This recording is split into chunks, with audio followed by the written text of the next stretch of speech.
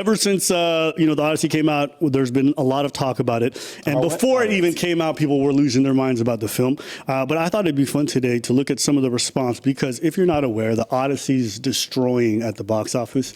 It is surpassing what The Dark Knight made in the movies. I think it's well over like 300 million.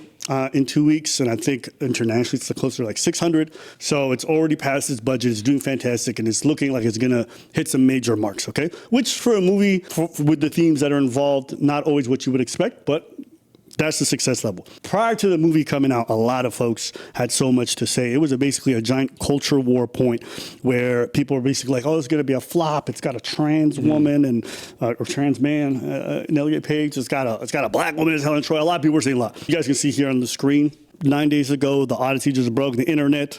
Everyone's lying about this movie. Asmongold had a lot of negative videos to make about the film before it aired for months. Hollywood never learns. Hollywood is panicking. This is, again, before anyone's ever seen it. The Odyssey's fucked. The whole internet rejected it. They got the AI thumbnails and all that good stuff. If the movie had released in its original state, then I think that it would have not been successful. Nolan names might save it. They'll never stop and blame us and keep going on to the next one. Well, eventually companies are going to stop paying for it. I think that if the Odyssey fails, it will be such a bad, blow to that whole ideology that we might see a lot of it just totally go away. 265,000 dislikes. Insane timeline where a Christopher Nolan movie about a grizzled white dudes and beautiful women is too woke to watch. Paul is intentionally misunderstanding, as always, right? Everybody knows why they cast a black woman as Helen of Troy. Everybody knows why you have Elliot Page that's being cast in this movie as like a Greek warrior or something like that. This is just simply not something people are interested in because they realize that it's being done for a political reason. Believe it or not, outside of a lot of these echo chambers and these places online, a lot of people live in life and don't think about gender and transness and blackness and whiteness when they go to every piece of media when they're watching it. I know that's surprising because for some people it's very dear and close to them, and they fight.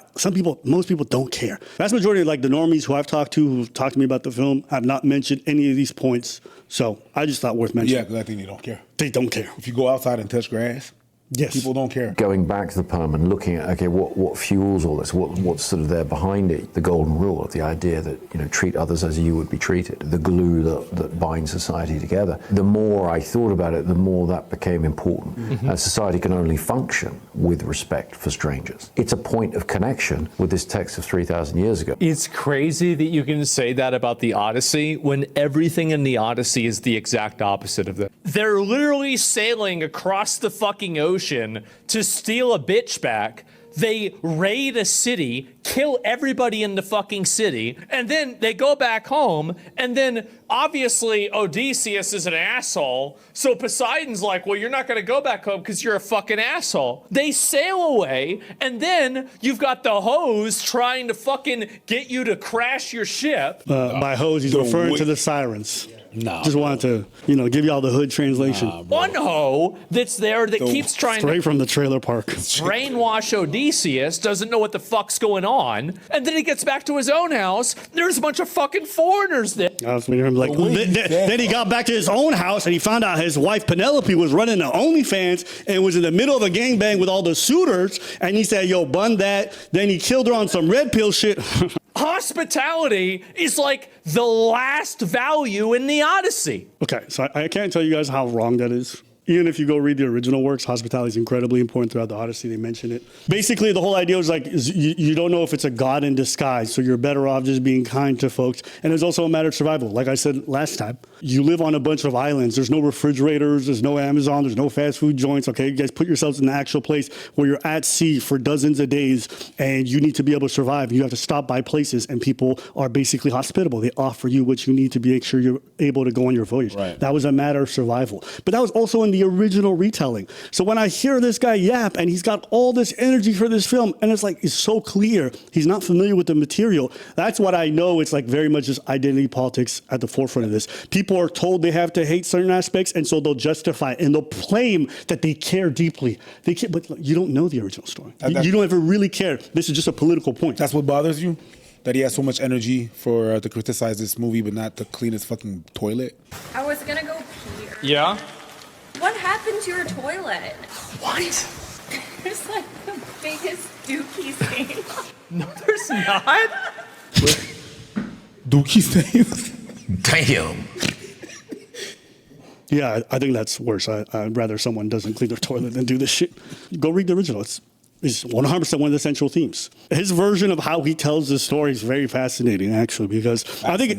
Yes, it is. Like, at a certain point, you have to stop coping. Okay, well, let me read some of the comments. The face that emptied 1,000 seats. All right, well, listen, like I said, selling out multiple weekends, doing great. It's the highest grossing film, or at least one of them this year. The Birdman is saying the Odyssey trailer dislikes or bought it or fake. You guys know I've been saying for forever that these are not showing you the actual fact. It's a projection, yeah. Like, oh, it's not being disliked 5-1. It's being disliked 3-1. Maybe he is coping. Maybe the dislikes are not 5-1. Maybe they're 3-1.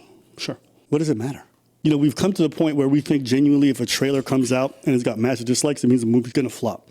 And the reason why I wanted to even talk about this is, like I mentioned it last time, I do feel like some of the marketing on this may be intentionally purposeful. You know, maybe all the hate trains that people launch don't actually have a negative but a positive effect, because I know I heard about the film because of the hate train that came along with, you know, the Asmongold types and everyone hating on the film. Maybe. I think y'all might all be being manipulated into advertising the movie indirectly. I think, yeah. What I know about marketing, there's rarely a case of, oops, we kind of didn't do it on purpose. That's not what marketing is. There's a lot of intention. There's a lot of intention. They know what they're doing. Even the outrage. Outrage, you talk about it.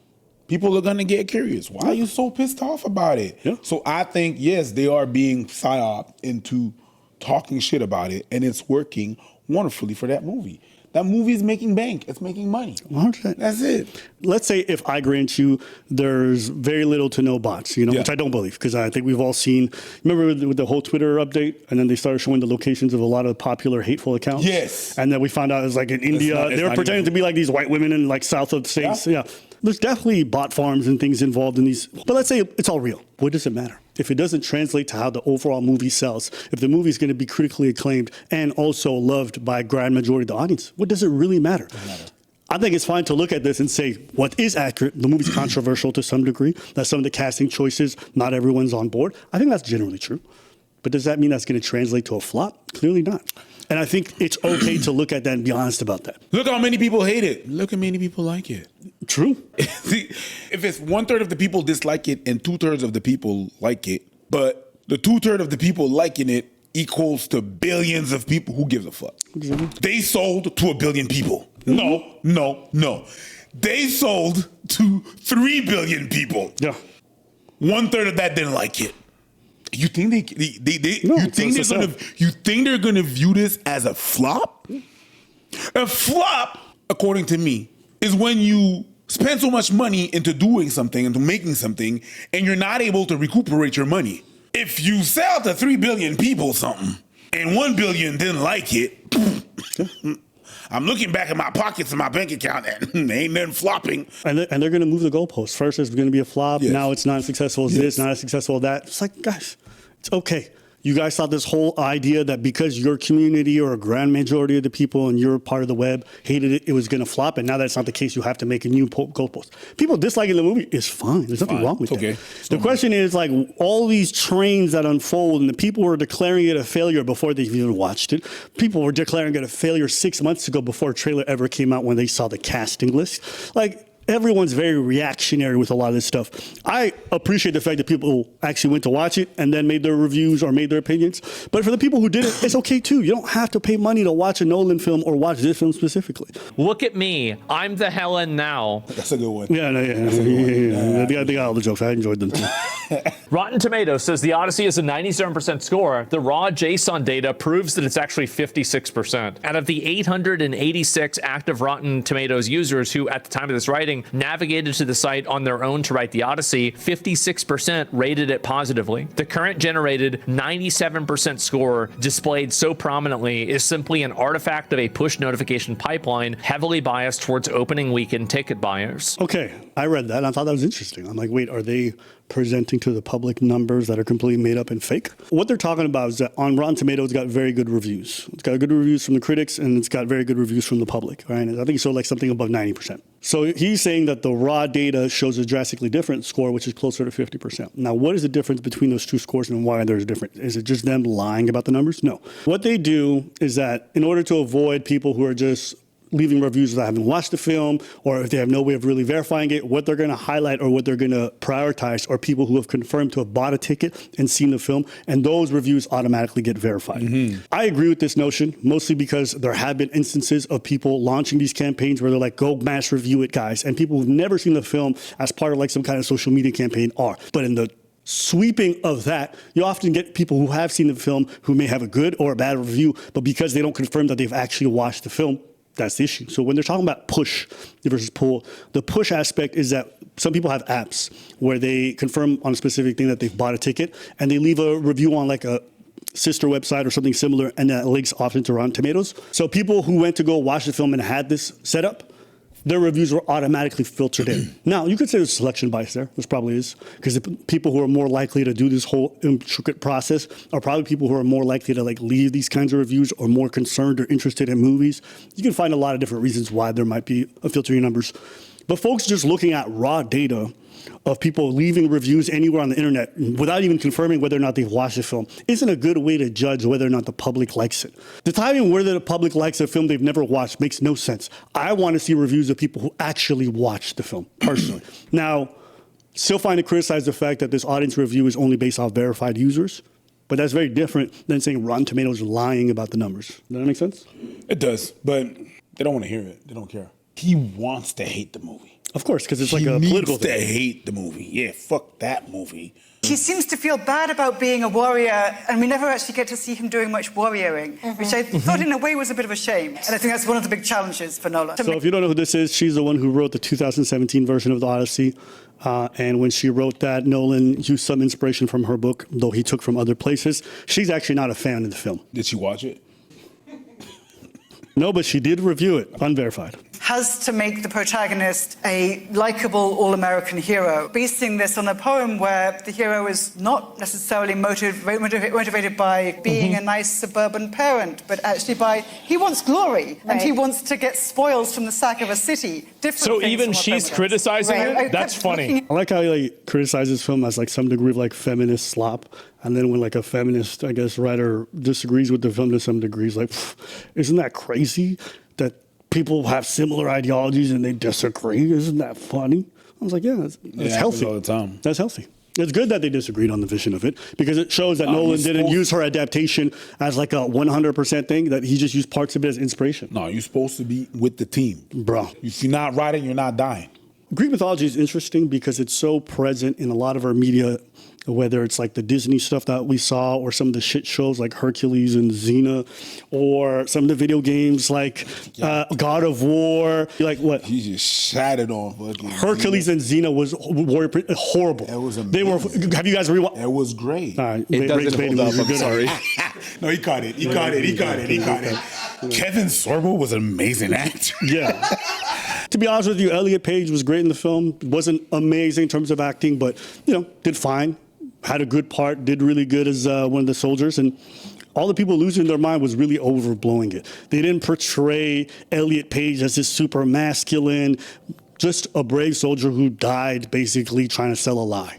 That's it. There was nothing in there that's like, they're pretending it's a strong man. Nothing like that. So, I don't know, some of the outrage, I get it, but I honestly think people are too cooked by identity politics and they've let it consume their brains. But at the end of the day, it doesn't matter what I or anyone else thinks. The movie's selling amazingly well. The whole cancel culture thing that was supposed to happen never happened or materialized.